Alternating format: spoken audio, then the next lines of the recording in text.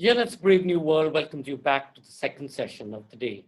Those of you who missed our earlier session celebrating the milestone 100th episode of JLF's Brave New World with George Saunders and the making of Lincoln and the Bardo in conversation with Amitabh Kumar, you can catch it on our Facebook page, JLF Litfest, and on our YouTube channel, Jaipur Litfest JLF. In April 2020, as the COVID-19 pandemic forced a global lockdown, isolating millions of people, Teamwork Arts, the producers of the iconic Jaipur Literature Festival, launched JLF's Brave New World to address issues critical to our times. In just a few months, JLF's Brave New World has captured the attention of dedicated followers and has surpassed 3 million views, covering subjects as diverse as the political and economic impact of COVID-19, the creative process of writing literature, climate change, the psychology of well-being, and compassion in our challenging times.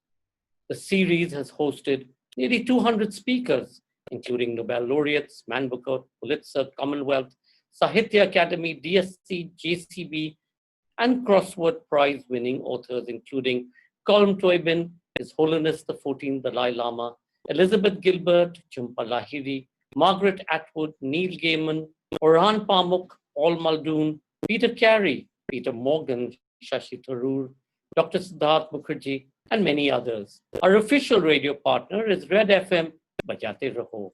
And we'd like to take this opportunity to thank our tech team, Web Context, for hanging in there and doing such a fabulous job. Our next session today is a new series bringing together some of the best conversation at JLF's Brave New World, the heart of the matter. 2020, the Chronicles of the Virus. The episode provides you an overview on the pandemic from some of the best minds across the world from its very inception. We have today featured Dr. Sharath Paul, author of The Genetics of Health and Skin, a skin cancer specialist, family physician, skincare expert, evolutionary biologist, storyteller, social entrepreneur, and adjunct professor at Oakland University of Technology. We have Ge Gabriel, the Asia Regional Director for the International Fund for Animal Welfare. Vivek Menon, spearheading Wildlife Trust of India as its founder, executive director, and CEO. Ajit Lalwani, the chair of infectious diseases and the director of the National Respiratory Infectious Health Protection Research Unit at the National Heart and Lung Institute, Imperial College London, and Imperial College Healthcare NHS Trust. Roger Highfield, the science director of the Science Museum. Ambarish Satwik, a Delhi-based vascular and endovascular surgeon and writer.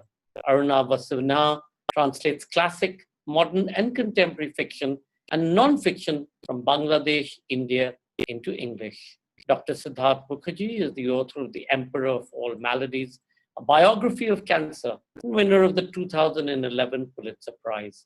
Mukherjee is an assistant professor of medicine at Columbia University and a cancer physician and researcher. And Peter Frankopan is professor of global history at Oxford University, where he's also the Stavros Niarchos Foundation Director of the Oxford Center for Byzantine Research. In case any of you drop off due to bandwidth issues, you can find us on our YouTube channel, Jaipur Litfest JLF. Ladies and gentlemen, the heart of the matter. 2020, the Chronicles. We're so interconnected and it travels by large droplets. So therefore it's on contact with surfaces. So if you think about it, you sneeze or cough and it lands on a surface on your aircraft, lasts for like 3 days. So literally, or on any other surface, the airports, and we're so interconnected now, even more so than we were 20 years ago. And you can actually see a clear link with places like Wuhan, for example, has very close contacts with Italy in trade, because apparently a lot of their luxury goods are manufactured in Wuhan, right? So whereas in New Zealand, our links are to different parts of China, we had not even really, to be honest, heard of Wuhan before this happened. So really, I think you can see the interconnectedness, travel. If you look at the United States, last year, the internal and external airports carried 1 billion passengers. If you think about all that, it's inevitable that it's going to go global. and less and less connected places. So that's why we don't have it much in the Pacific Islands, because they don't have flights coming in and out. Sure. What everybody's been saying is that the coronavirus is quite unique in the way that it's been able to adapt and change.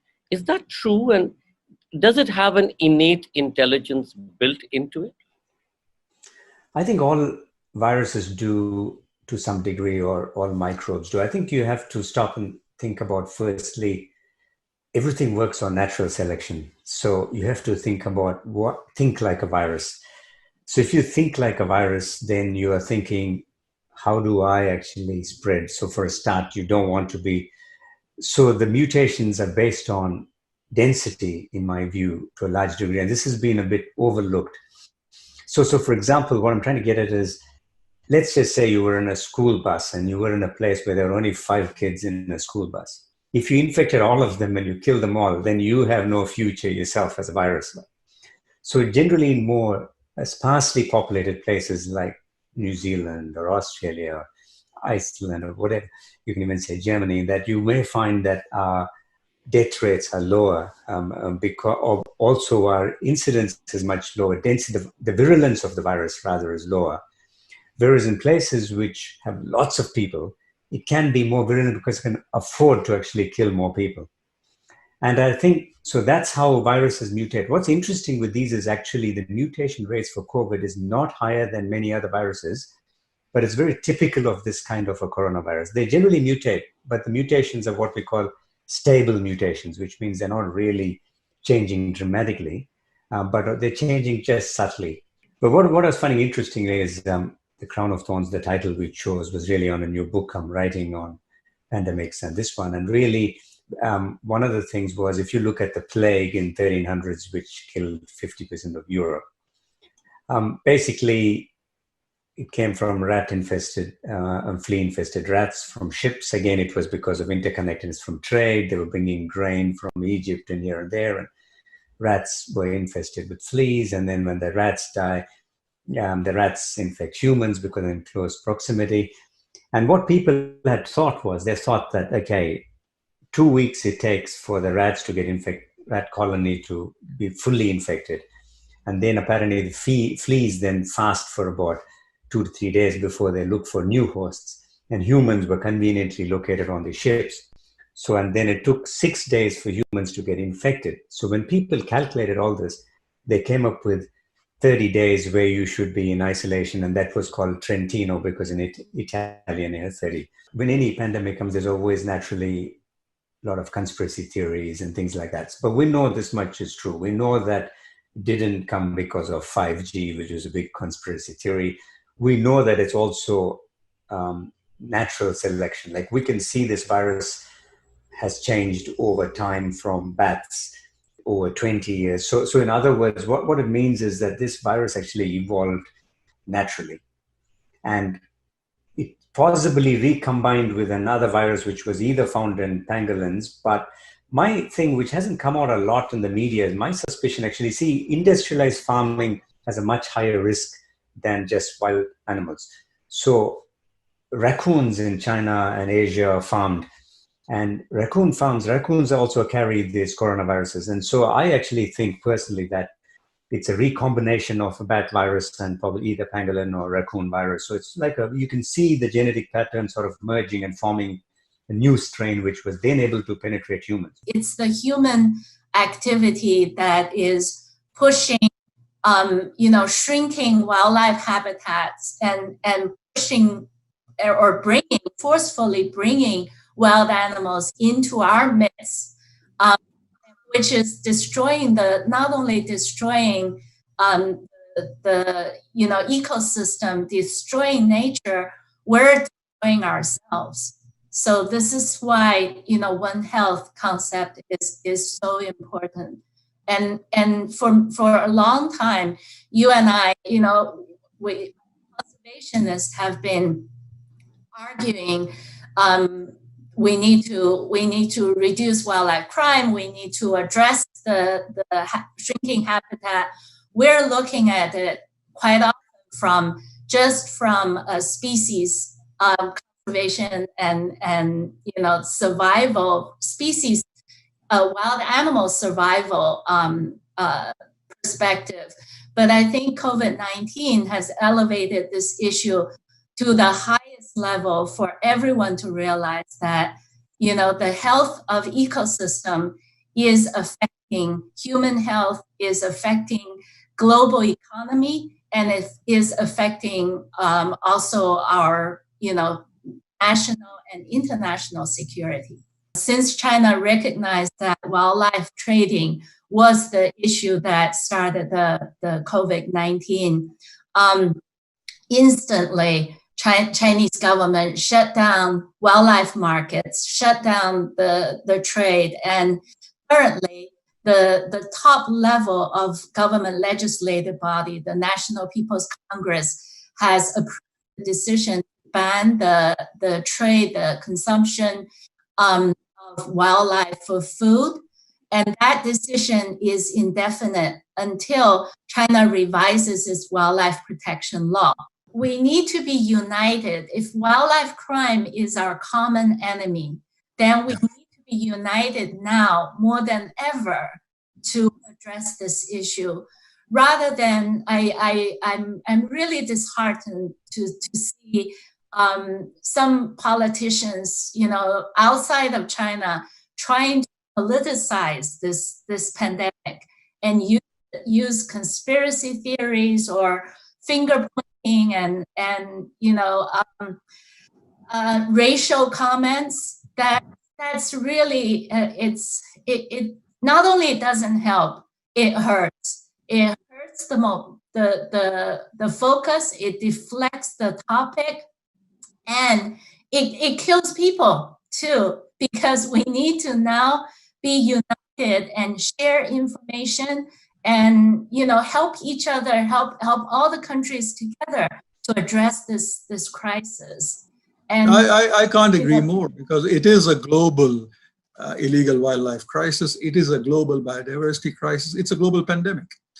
What is the new world as we look forward?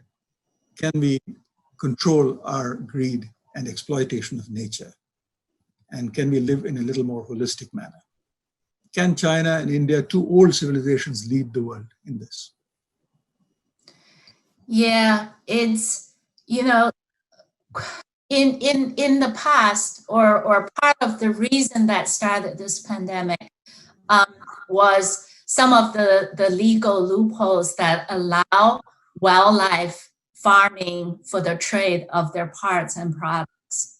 And how much money, really, how much wildlife farming for trade of their parts contribute to a country's GDP, compared with that? Because of that activity, now we have the global economy shut down. There is no comparison, right? So I think this is a wake-up call. It's unfortunate that we have to take COVID-19, which creates so much human suffering. But if there is a silver lining in this, is we need to have a higher political will to put commercial interests on the side and look at ecosystem as a whole, because protecting ecosystem is not only protecting your country's economy, it's protecting your people's safety and health, and it's protecting the whole planet. My illness began on March the 12th, actually all of a sudden, with a fever. I was walking home from work and feeling surprisingly cold, although it wasn't a particularly cold evening, and didn't really know why. And then it was, by the time I went to bed that night, I had a fever, which by the next morning was 39.5. And it started on a significant day, at least for the United Kingdom, because March the 12th was the day that the government decided to stop testing in the community. So it had given up on its strategy to contain the epidemic in the UK through testing, tracing, and isolation. So a very significant day, actually, it was. Yeah. I think it's an interesting day as well, because at about that time, if not a day beforehand, all the modelers in the UK had concluded that if the government was going to prevent the NHS from being overwhelmed, they only had one option at their disposal, which was a lockdown. So it was a very momentous time. Yes, that came a little bit later. That came, about 5 days later, a soft lockdown, recommendations, followed by a legally enforceable absolute lockdown about 5 more days after that. And I've never really known an illness like this. It's probably the illest I've ever been. In fact, it's certainly the illest I've ever been. And there was almost a week of unrelenting fever of 39.5. But by the end of the first week, I was feeling better, and I actually resumed work and thought I was over it. But then 24 hours later, I relapsed and the fever came back. And if anything, this time, although the muscle aches and pains that I've been suffering from didn't come back so badly, the illness certainly returned with quite a full force. I was just as exhausted as I'd been in the first week, maybe more so, and I began to cough up blood, which clearly was an indication that something was not right in my lungs. And what's clear with COVID-19 is that the infecting virus, SARS-CoV-2 as it's known, isn't very different in terms of, it's not genetic changes in the virus that are causing these different, what we call clinical outcomes or manifestations that you so vividly described, Roger. Rather, it's the host immune response. So it's the way different individuals' bodies respond to the infection and how they handle it. That determines whether someone is going to have a symptom-free infection, have a mild set of symptoms, or moderate to severe, as in my case, or very severe and end up in hospital, even more severe on intensive care. And so the key to unlocking that mystery really is to understand the body's immune response. And that's why, as you know, I've repurposed my entire team of immunologists, epidemiologists, respiratory physicians and nurses. Do we have any idea what leads to this huge variation in symptoms, with quite a few people being infected and yet having no symptoms, some going to rapid decline, some have this biphasic illness, and then of course some perish because of this phenomenon called a cytokine storm, when you get a sort of overreaction of the immune system? Do we have any insights into what leads to those astonishing differences? So that's a really fascinating question. And in fact, that's the question which, in the case of tuberculosis and influenza, first got me interested in these two other infections, because they are obviously, flu causes pandemics every few decades, and TB is itself an ongoing chronic pandemic. And in both of those conditions, as with COVID, you have a very wide range of outcomes following infection. And what's clear with COVID-19 is that the infecting virus, SARS-CoV-2 as it's known, isn't very different in terms of, it's not genetic changes in the virus that are causing these different, what we call clinical outcomes or manifestations that you so vividly described, Roger. Rather, it's the host immune response. So it's the way different individuals' bodies respond to the infection and how they handle it. That determines whether someone is going to have a symptom-free infection, have a mild set of symptoms, or moderate to severe, as in my case, or very severe and end up in hospital, even more severe on intensive care. And so the key to unlocking that mystery really is to understand the body's immune response. And that's why, as you know, I've repurposed my entire team of immunologists, epidemiologists, respiratory physicians and nurses. I've repurposed the entire team to now work on COVID-19. If you can identify which immune responses are associated with the best outcomes, minimal symptoms or no symptoms at all, those are the immune responses that are protecting people. And those, therefore, are the immune responses that an effective vaccine should induce.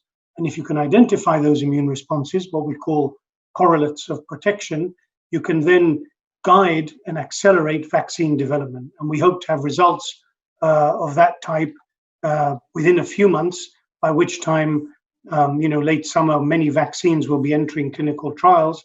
And this will help to, if you like, guide which vaccines should be progressed and which shouldn't, because we'd have identified by then, hopefully, what are the right protective immune responses that should be induced.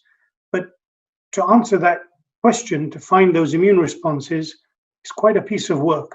You see, most investigators around the world are studying patients with severe disease, and we're finding many weird and wonderful immune phenomena. And indeed, those help to account for some of the symptoms and clinical manifestations of this weird and wonderful 2-week illness that it causes. They're not going to tell us. Studies like that are just sort of going to tell you what are the immune responses associated with being very ill with COVID. They're not going to tell you what immune responses one should have had in the first place to prevent you getting that ill. In the Greek tragedies, they used a very clever device, which was that most of the horrific occurrences were kept off stage, okay, and out of scene, right? And that's the dubious kind of etymology of the word obscene. Something is an obscenity. So you were seeing, now what you see is you hear of death on a large scale, but you don't see people dying around you, because all the obscenity in that sense is happening in hospitals and other places, in ICUs. But it wasn't like that in the earlier epidemics. You could actually, you had during the plagues, the many plagues, you would find dead vermin in gutters around you, drains full of effluents of sick people. You had disease-riddled corpses all around you on the streets. There was, in a sense, miasma, the miasma of death, that you don't get to see. Therefore, it was very different, and it's because of this the things are happening off scene. There's a kind of chasm or a gulf, which is the gulf of imagining. You tend to imagine what's happening in the hospitals and the ICUs, and that's why you're scared. But you're not seeing death happening around you. When you head out, you can go to Khan Market wearing a mask, and you see that it's buzzing. You don't see those scary images around you. The case fatality rate started dropping significantly. Okay, now if you are to somehow take a crutch on this theory and look at SARS-CoV-2, the current virus we're dealing with, you will notice that the case fatality rate was pretty high, and the number of asymptomatic cases were very low in China from the first reports we had. The asymptomatic cases, some people said was 1%, 5%, 7%. As the virus started moving into Europe, the asymptomatic cases, the asymptomatic cases in China were 1% to 7%. As the virus started moving into Europe, the asymptomatic cases came up to 30 to 40%. And now in India, we have some data that the number of asymptomatic cases could be as high as 70%. Okay? If you observe the number of infections and try and plot it against the daily deaths, even if you feel that the number of deaths are fudged, but obviously they can't be fudged a great deal, you will notice that if you plot it from middle of April till now, you'll find that actually there's a declining trend of case fatality rate. Some of it could be due to the fact that you're testing more, but you can't deny that the infection is spreading rapidly. So if you have a rapidly spreading infection, the number of cases going up exponentially, but there's a kind of plateau as regards the number of deaths, the only inference you can draw is that the virus is becoming less and less virulent. Okay, and it's possible that you could be dealing with more than one strains of the virus. It's possible that the more virulent virus, which is producing symptoms and creating complications, is not allowing to escape, because these patients are either dying or are being treated in hospitals where that strain of virus is being contained. And the asymptomatic cases, which cannot be tested for whatever reason, it's either a shortage of kids or a disincentive to test or whatever, are spreading the attenuated, milder viral strain. And that's the one that's going around. So it's possible that in terms of absolute numbers as a proportion of the number of infections, we might not be as badly hit as perhaps Lombardy or New York or some of these places. But it's not something that you should be relieved about, because the denominator in India is always very large. The sheer volumes we deal with are massive. Therefore, even a case fatality rate of 0.5% will therefore become many, many deaths in India. What's happened is that most of us tend to show up at work and get out of our clothes and get into those PPEs. And you then subsequently are functioning on a spinal level, because your cerebral cortex doesn't function. You're 1 hour in the plastic hazmat things, and your cream starts to curdle, as they say. But it's frankly, I mean, you're worried about yourself, but you have to kind of trudge along. You're barely trying to keep your head above the water. You're worried about what's going to happen when you come back. Are you going to pass it on to your family? All of those concerns are there. I'm in New York City. We are at one of the epicenters of the pandemic. If you open the window, the streets are empty. They're windblown. There's the only sound you can hear is of ambulances rushing up and down, bringing people to the hospital. You had predicted, and others had predicted, that there would be a pandemic like this, but the experience of it is very surreal. The experience of it from Wuhan, from Italy, and from Spain were all surreal, but seeing it firsthand in New York City is extraordinary, and it's extraordinarily surreal. Where shall one begin? We might begin by saying that we live in a very different world than we lived in a century ago.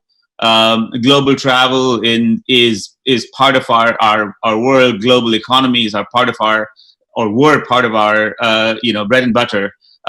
Economic life sustains human creative life.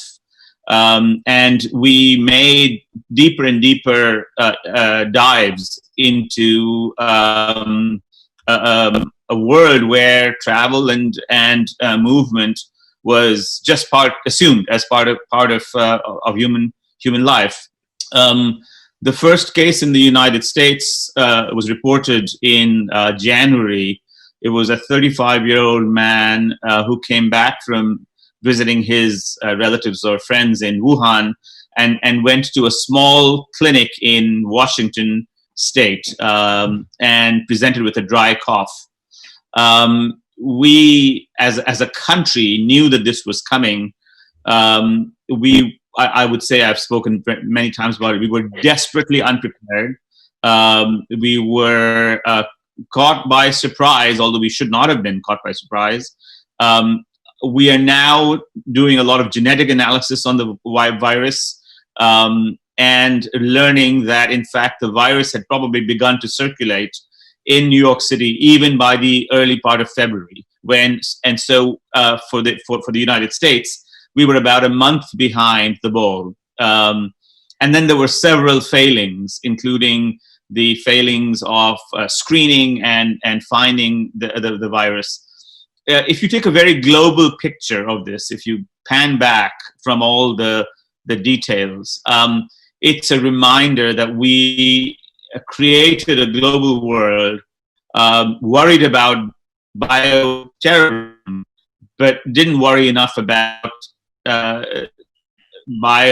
biology itself, and in doing so, put ourselves up for a kind of peril which was not avoidable, but was much more containable than the one we have. And we can talk. I know a lot about the drugs and the vaccines, so we can talk more about those. There's be so many different things that I'd like to talk about. So but why is it that coronaviruses are so dangerous? What is it that makes that is different to influenza viruses? What is it about this particular variant of a SARS, of COVID-19, of a SARS-2? Why is this one? I understand that we're connected. I understand it could have been contained better, dealt with at source in China and so on. And that's, from a historian's point of view, very interesting. But just from the medical perspective, what makes COVID-19 and other coronaviruses unusual, difficult to treat? Are we medically unprepared for them anyway? How come they manage to propagate so effectively? Well, so there are several features of this particular virus, but let's talk about coronaviruses in general. Coronaviruses are a large family of viruses. They are RNA viruses. There are two features of this virus, 2 or 3 features of this virus that make it particularly dangerous. The first one, which is now still being measured, is something called the R0 or the R0 of this virus, and that is a measure of how many people you can infect if you have the virus yourself. So usually viruses that don't spread rapidly have R0s under 1, below the number 1. That means when you get the virus, you can infect one more person, but usually less than that. This virus, if you don't do any containment, has an R0 of around 2 to 3. Which means that it puts it in an exponential form, which of course people don't fully grasp. But exponents are extraordinary. 2 becomes 4, 4 becomes 16, 16 becomes, and so forth. So we're dealing with a virus that has an extraordinary exponential capacity to grow. One thing that we didn't know is that the virus that in patients who are ill, the virus seems to be causing a lot of blood clotting, small blood clots in various places. A friend of mine who was infected sent me a picture of black and blue splotches on his skin. And in autopsies, we've seen that the lungs get lots of these we call them thrombi. So that's something very unusual. It's generally not the case with viruses that you get so many thrombi. And one speculation that we're sort of toying around with and thinking very hard about is maybe that's why people sort of decompensate so quickly. So in other words, you're sort of going along, fighting the virus, having your fevers, and the other consequences of the infection. And then a spray of blood clots comes, and that spray of blood clots either to the brain or to the arteries in the lung or the veins, etc., may be responsible. It's still too early to tell. This is just from autopsy series. We are actually in discussion with a couple of companies in the US who are already developing this. And, we hope that if we can actually partner them, we can scale it because they need, capacity. So we can actually do what Serum Institute is doing for the vaccine, we could possibly do for the antibody. Man-made antibodies.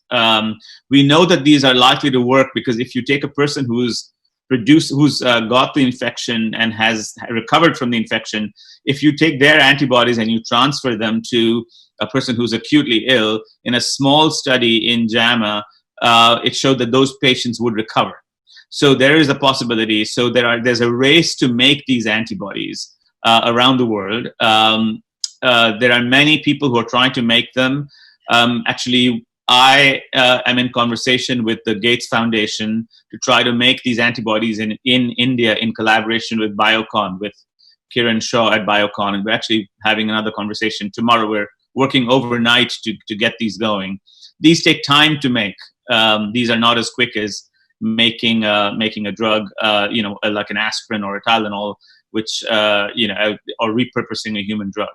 This pathogen that we're facing is about the nastiest type of pathogen you could devise if you were to devise one, because it's more infectious than pandemic flu, which is itself hugely infectious. It's about 20 to 30 times more lethal than pandemic flu in terms of its case fatality rate. And horribly, it becomes infectious even before people have symptoms. And I remember actually the day before I became ill. No, in fact, it was the day I became ill, March the 12th, before leaving my office at St. Mary's Hospital.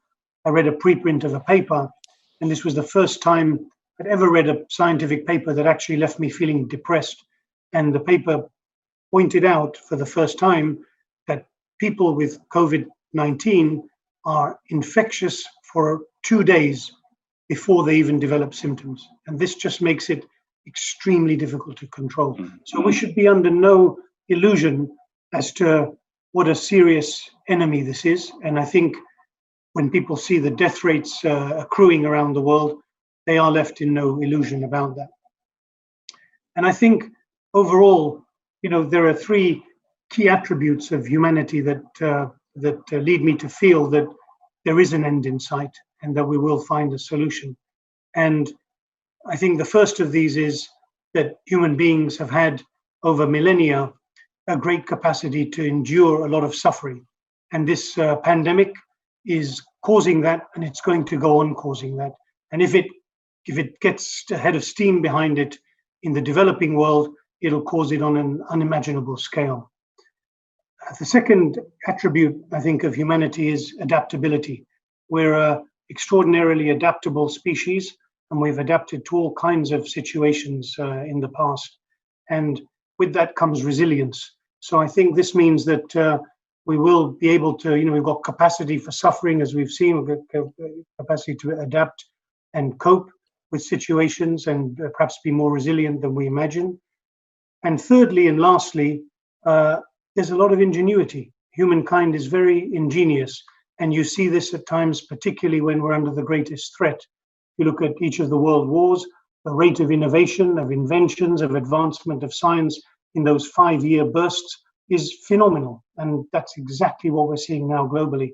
So that brings me to have a high level of confidence that we will develop an effective vaccine to this infection, and probably that we'll have fast-acting effective drugs. But the vaccine is more crucial, and I have a high level of confidence that we'll get there. But getting there is going to be about a year or more.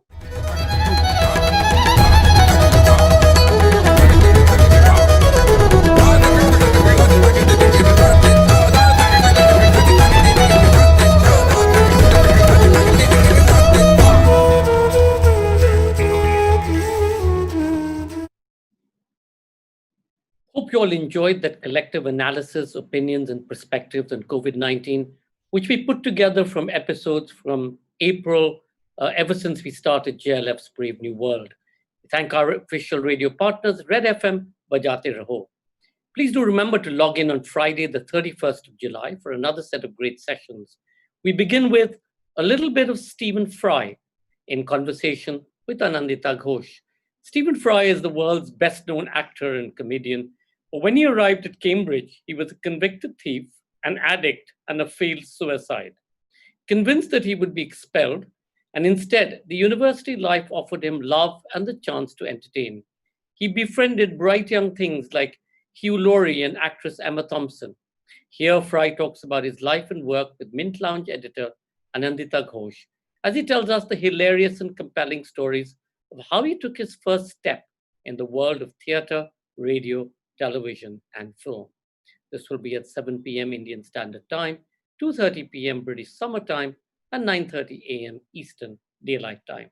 Our second session on Friday, the 31st of July, will be Bapsi Sidhwa, Between the Silences. In conversation with Urvashi Butalia, celebrated novelist Bapsi Sidhwa speaks to writer and feminist publisher Urvashi Butalia about her creative journey across cultures, continents, and chronicles, and what she calls her Punjabi, Pakistani, Parsi roots. Her novels, Ice Candy Man and Water, were adapted by Deepa Mehta for the acclaimed films Earth and Water. A biopic, Bapsi, The Silences of My Life, directed by Sadia Okoyil, is currently in production. This session will be broadcast at 8:30 p.m. IST, 4 p.m. British Summer Time, and 11 a.m. Eastern Daylight Time. Stay safe. See you then.